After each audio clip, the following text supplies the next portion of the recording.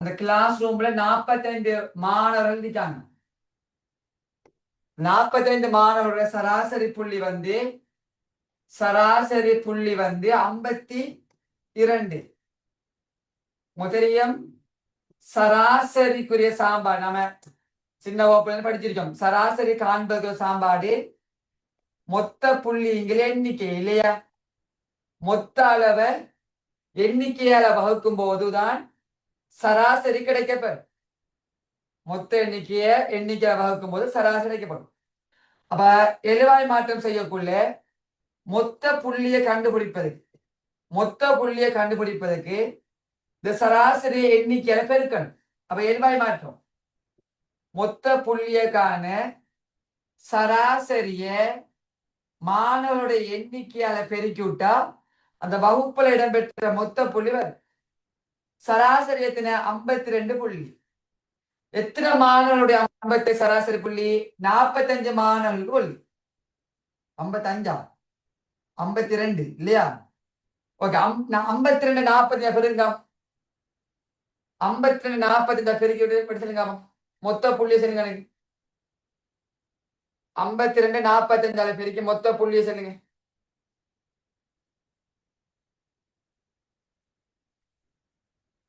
பாஸ்டா பெருங்க. 2340 சொல்றீங்க இல்லையா? 2340 என்று மொத்த புள்ளியா வருது. இப்ப 81 72 63 இதான் உண்மையான புள்ளியா? அதுக்கு பதிலா அவன் 18 27 36 இதை மாத்தி டைப் பண்ணி கால்குலேஷன் பண்ணிட்டான். இல்லையா? இதான் ஒரு பிரச்சனை. அப்ப இது இப்படி இதை சேர்த்து கால்குலேஷன் பண்ண வேண்டியவன் பிழையான நம்பரை கொடுத்து கால்குலேஷன் பண்ணிட்டான். அப்ப என்ன செய்யணும்? பிழையான மார்க்ஸை நீக்கி போட்டு சரியான மார்க்ஸை போடணும். சரிங்க. பிழையான மார்க்ஸை மொத்தம் கூடுதல் சொல்லுங்க. பிழையா பஞ்ச் பண்ணப்பட்ட இதுல 3 மார்க்ஸ்ல கூடுதல் சொல்லுங்க.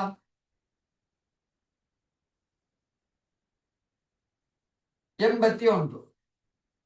சரியான மார்க்ஸை கூடுதல் சொல்லுங்க. சரியான மார்க்ஸ்ல கூடுதல் சொல்லுங்க.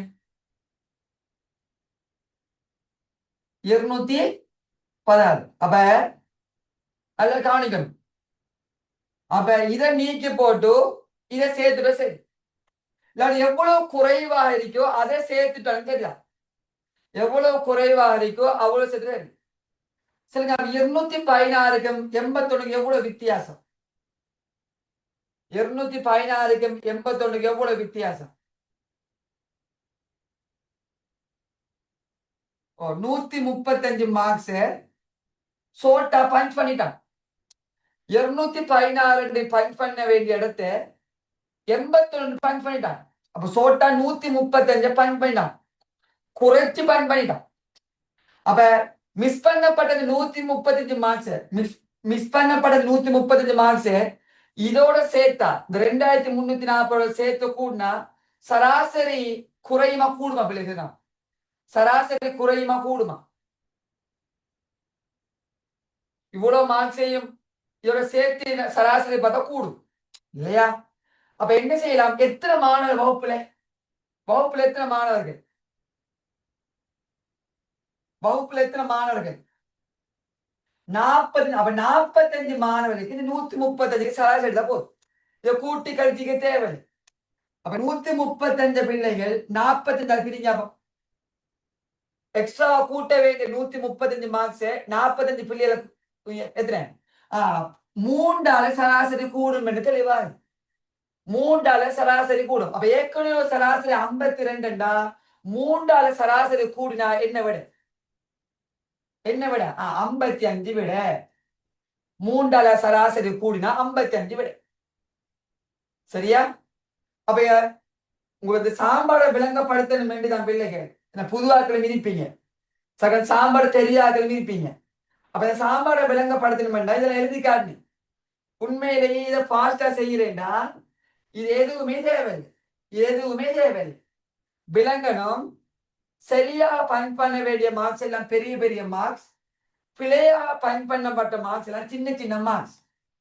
அப்ப சரியான மார்க்ஸ்ல கூட்டுத்தொகை சரிப்பா, சரியான மார்க்ஸ் உடைய கூட்டுத்தொகை எடுக்கணும். சரியான மார்க்ஸ்ல கூட்டுத்தொகை 216. பிழையா பஞ்ச் பண்ணப்பட்ட மார்க்ஸ்ல கூட்டுத்தொகை என்ன? 81.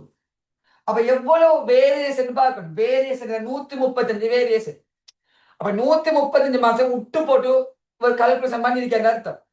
அப்ப அந்த 135 மார்க்ஸையும் சேர்த்துட்டோம்னா சரி. அப்ப புதுசா இன்னும் ஒரு 135 மார்க்ஸ் உடுபட்ட 135 மார்க்ஸ் சேர்க்குள்ள கட்டாயம் சராசரி கூடும். அப்ப 135 மார்க் வகுப்புல எத்தனை பிள்ளைகள்? 45 மாணவர்கள். அப்ப 135 மார்க்ஸுக்கு 45 மாணவர்கள் இப்படி பார்த்தா சராசரி ஏவரேஜ் 3 கூடும். அப்ப ஏற்கனவே சராசரி 52. இப்ப 3 கூட்டி விட்டா புதிய சராசரி 55 வரும். சாம்பாட போட்டு மொத்தத்தை கண்டு கழிச்சு கூட்டி பிரித்திருக்க தேவையில்லை. முதலாவது கேள்வி என்ன தலைதான் சில லோவான பிள்ளைகளுக்கு என்ன செய்யணும்? சாம்பாடு சொல்லித்தரணும் என்றதுக்காக விளங்கப்படுத்தினேன். அது எதுவுமே செய்ய தேவை. இந்த ஐடியா இருந்தா போதும். இந்த எவ்வளவு வேரியேஷன், அந்த வேரியேஷனுக்கு எவ்வளவு சராசரி, அந்த வேரியேஷன் பாசிட்டிவா இருந்தா இன்க்ரீஸா இருந்தா சராசரி கூடும், அந்த வேரியேஷன் டிக்ரீஸா இருந்தா சராசரி குறையும். இந்த ஐடியா இருந்தா போதும். இது பிள்ளைங்க